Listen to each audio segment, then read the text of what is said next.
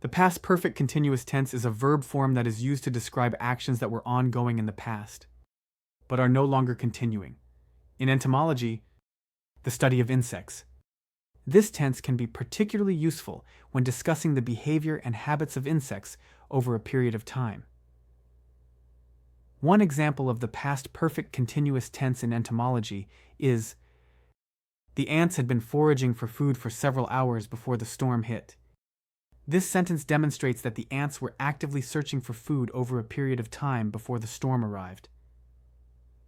Another example could be, the caterpillars had been spinning silk cocoons for weeks before emerging as butterflies. This sentence illustrates the process of caterpillars creating silk cocoons over an extended period of time before transforming into butterflies.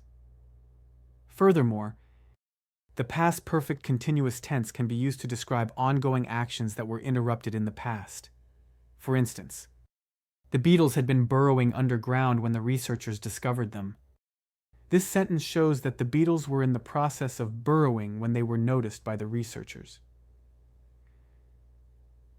In entomology, the past perfect continuous tense is often used to provide context and detail about insect behavior and activities over a period of time. By using this tense, researchers can convey a sense of continuity and duration when discussing the habits and actions of insects.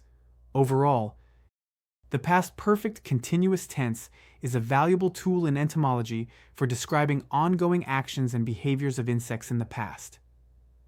By understanding and practicing this tense, ESL students can improve their ability to communicate effectively about entomological topics.